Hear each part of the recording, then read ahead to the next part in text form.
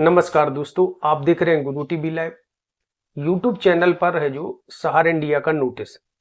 जी हाँ दोस्तों, सहारा India company है जो एक और भुगतान नहीं दे रही है।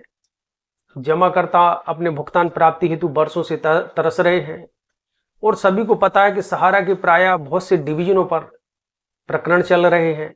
सहारा रिफंड पोर्टल का भी बुरा हाल है। इस संबंध में सीआरसीएस चर्चा करो तो वो कहती है सहारा की सोसाइटी से संपर्क करो। इसमें जो अब डिफिशियंसी आ रही है इसमें हम कुछ नहीं कर सकते, इसके लिए सहारा इंडिया जिम्मेदार है। इसी संबंध में मैंने एक वीडियो बना के पूर्ववत डाला था कि सीआरसीएस ने कहा कि डिफिशियंसी के लिए हम जिम्मेदार नहीं।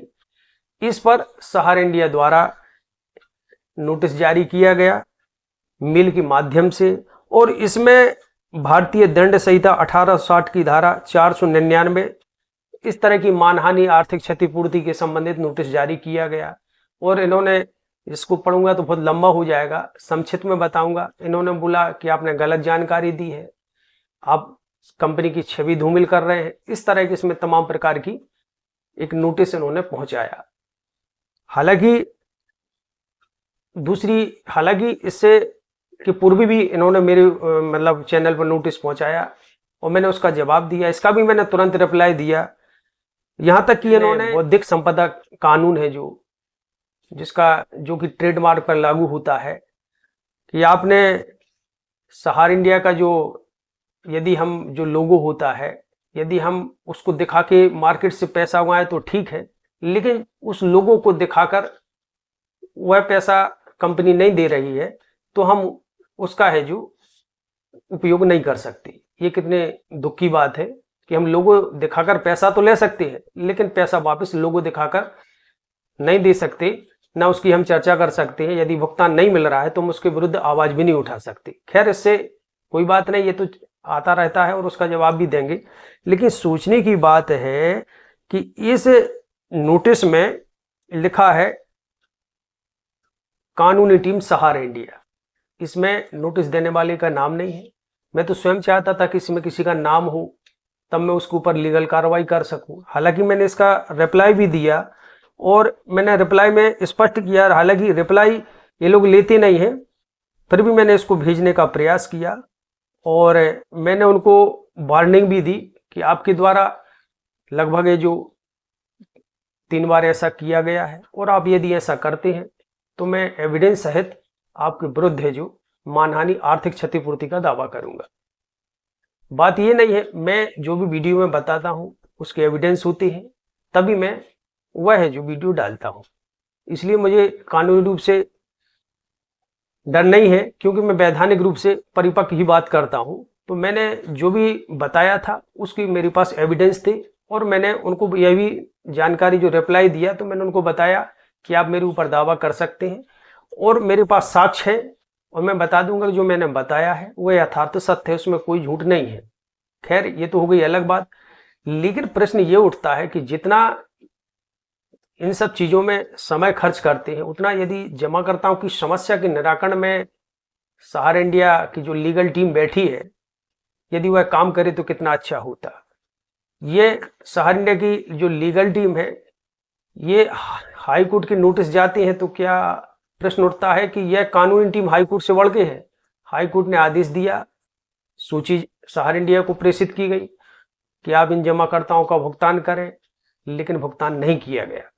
मतलब ये हाई कोर्ट तक का आदेश पालन ना करें यह इनके लिए चलेगा, लेकिन ये अलग ही संसार में जीते हैं जो कि वैधानिक रूप से गलत है। बात मैं यह नहीं कहूंगा कि सहारा इंडिया गलत है अथवा सही है, लेकिन वर्तमान में हम सभी का उद्देश्य एक ही है कि हम लोगों का भुगतान होना चाहिए क्योंकि जमाकर्ता 12 वर्षों से लगभग परेशान हो रहे हैं। आयकर कुछ लोग कहें रिटर्न मांगी जा रही है, बैंक के विवरण मांगा जा रहा है, तो स्वाभाविक है कि जो हमारे देश में इनकम टैक्स का कानून है वह तो मांगेगा। अब वो आपको सिद्ध करना कि आपका यह पैसा कैसे कहां से आया, इसके लिए कुछ ना कुछ गाइडलाइंस जारी अवश्य होगी क्योंकि भारत सरकार को भी पता है कि कोई भी व्यक्ति 2 लाख 4 लाख रुपए एक बॉन्ड पर जमा करता है तो ऐसे तो नहीं हो सकता। जहां तक डिफिशियंसी कम्युनिकेटेड का सवाल है, इसमें ये बात सत्य है कि कुछ जमाकर्ता भी दोषी हैं, ऐसा नहीं है। क्योंकि मैं आपको बताता हूं कि एक मेरे पास जमाकर्ता आई, उनके आधार कार्ड में जो नाम लिखा पूर्वज सिया रानी था, अब दूसरा नाम उनका झग्गूबाई हो गया, तो स्वाभाविक है कि उनका भुगतान कैसे मिलेगा। अब यदि सोसाइटी से संपर्क करें तो सहारा की सोसाइटियों के ऑफिस बंद हैं, अब जो खुले हुए हैं तो स्वाभाविक है जब वहां जाएंगे, क्योंकि उनको सैलरी नहीं मिल रही, और सैलरी ना मिलने के कारण वो लोग वैसे भी ऑफिस में कम बैठते हैं, और यदि वो आपको डाटा संशोधन या कुछ भी करना पड़ेगा तो जो सोसाइटी के नियम हो गए उस हिसाब से वह डाटा चेंज करेंगे, एफिडेविट जो कुछ भी है, तो उसमें आपका खर्च तो होगा। आप सहारा नहीं, आप LIC कहीं भी चले जाओ, ये तो वैधानिक परिवेश में है, तो बोलने से तो कुछ भी बोल दो, लेकिन यथार्थ बात यही है। अब वर्तमान में समस्या का निराकरण यही है कि सभी लोग चाहते हैं भुगतान हो, क्योंकि 12 वर्षों से हम लोग देखते हैं, चाहे यूट्यूब चैनल पर हो, ऐसा हो रहा वैसा हो रहा, ये हो रहा वो हो रहा है, इन सब से आदमी का मन भर चुका है, और सब लोग चाहते हैं कि वर्तमान परिवेश में हमारा पैसा जैसा ब्याज सहित मिलना चाहिए वह मिले।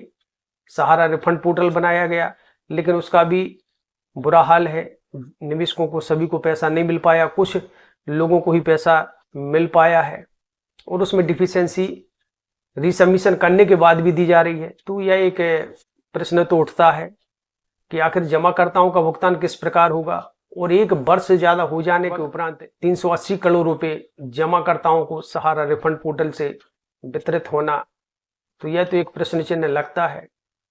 हालांकि मैं जो भी जानकारी डालता हूं उसमें सूचना के अधिकार के तहत वह जानकारी लेने का प्रयास करता हूं, जो भी समस्या होती है उस तक पहुंचाने का प्रयास करता हूं, क्योंकि वर्तमान में लक्ष्य यही है कि जैसा भी पैसा हो, जो भी डिवीजन में आपका डला हुआ है, उस डिवीजन के आपके पास दस्तावेज है और आप दावेदार हैं और आपका भुगतान मिलना चाहिए। सभी लोग लगे हुए हैं, और ये नोटिसबाजी करने से कुछ नहीं होगा, क्योंकि ये तो उल्टा चोर कोतवाल को नाटे, गलती आप करें और ऊपर से नोटिस दें, तो ये न्याय नहीं है। मैं मानता हूं कि ये पैसा जो आप legal team, high court, supreme court के महंगे महंगे वकील जो आप लगाए हुए हैं, ये किसका पैसा है? ये नहीं, गरीब निवेशकों का है। उसी से आप अपने आप को बचा रहे हैं, और उन्हीं को वो जमाकर्ता आज सड़कों पर मारी मारी फिर रहे हैं, प्रताड़ित हो रहे हैं, परेशान हो रहे हैं। तो यही सब विषय वस्तु थी। जय हिंद, जय भारत।